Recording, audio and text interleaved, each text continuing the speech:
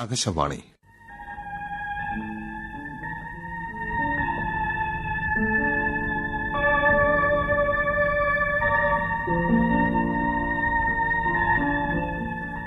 ഇതുപോലൊരു രാത്രിയിൽ കെ തായാക് എഴുതിയ നാടകം.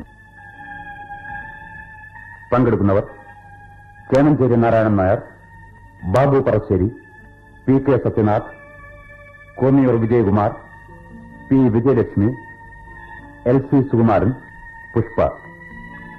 സംവിധാനം കെ മുരളീധരൻ. ഇതുപോലൊരു രാത്രിയിൽ